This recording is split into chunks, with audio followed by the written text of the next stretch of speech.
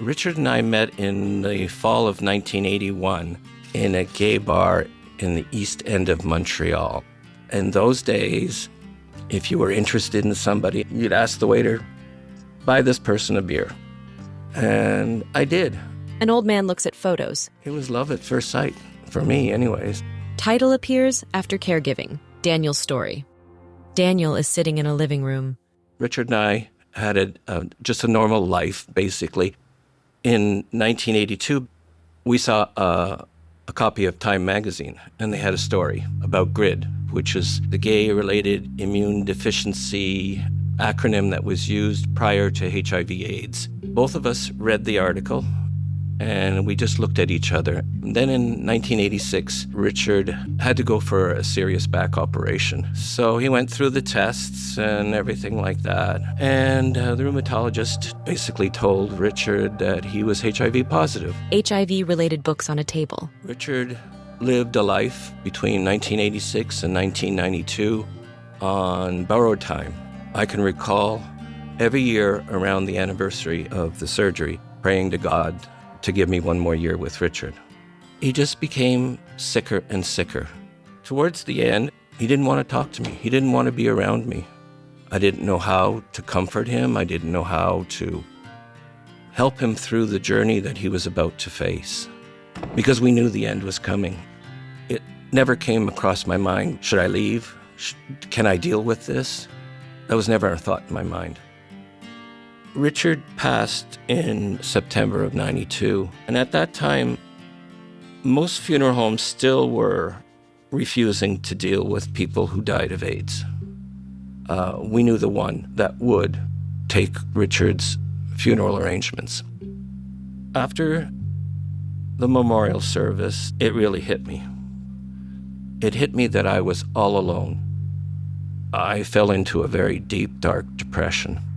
I was 35, 36 at the time that Richard died. I mean, nobody that young should have to face the loss of a partner. I just fell apart. It just kept getting worse and worse to the point where I couldn't go to work, I wasn't sleeping, and I didn't want to get out of bed. I can remember I started playing I Feel Loved by Donna Summer. Reenactment of a young Daniel, standing up and flinging his arms. And I basically put it on replay. Young Daniel dances around the room.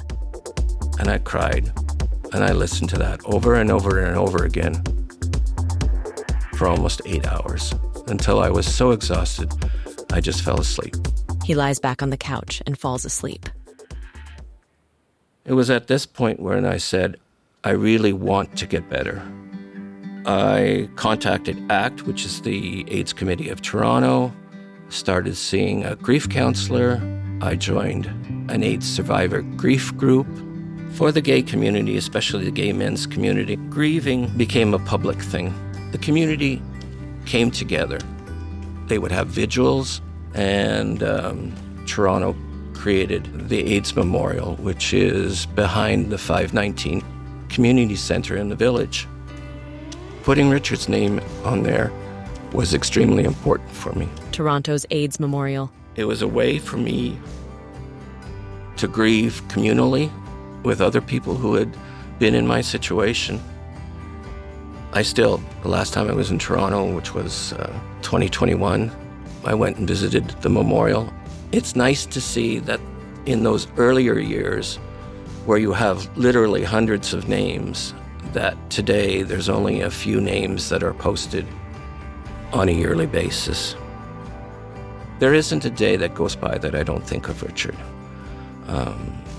Though now there are times when my memory fails me, I have all of the pictures that we took, and that brings me comfort as well. Daniel looks at old photos of him and Richard.